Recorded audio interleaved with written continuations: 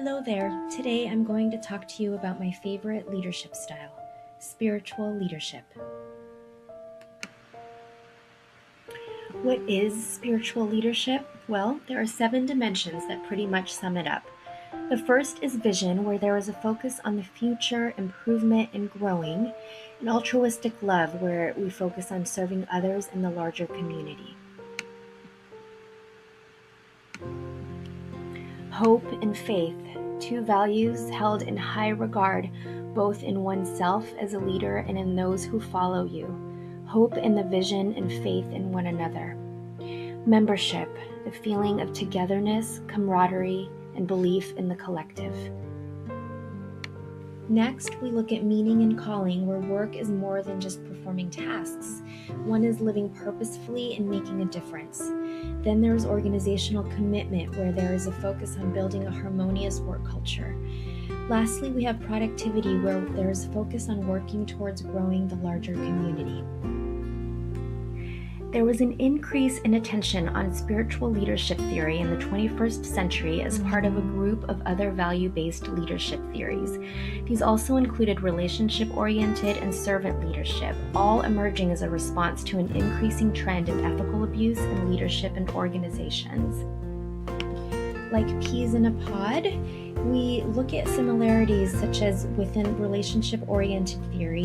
There's also a focus in higher order needs as well as inspiration. Like servant leadership, spiritual leadership theory also focuses on serving others in the larger community.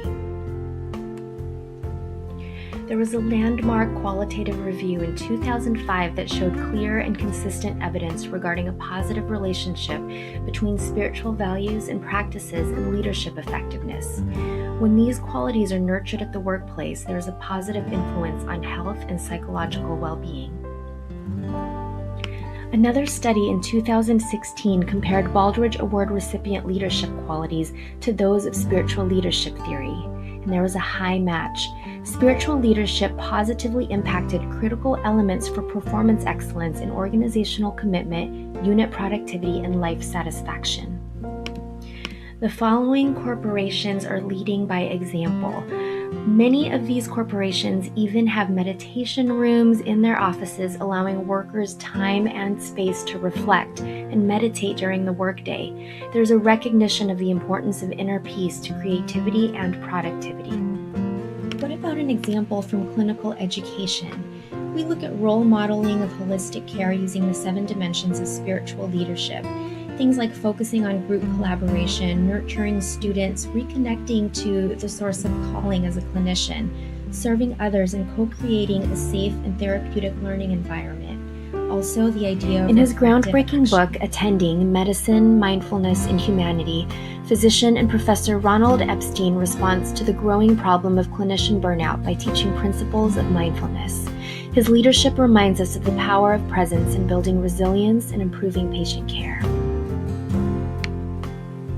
I'd like to conclude by leaving you with words from our more famous spiritual leaders. My humanity is bound up in yours, for we can only be human together. Desmond Tutu. A person who thinks only of building walls wherever they may be and not building bridges is not Christian. This is not the gospel. Pope Francis. And finally, from the great Dr. Martin Luther King Jr. Darkness cannot drive out darkness. Only light can do that. Hate cannot drive out hate. Only love can do that.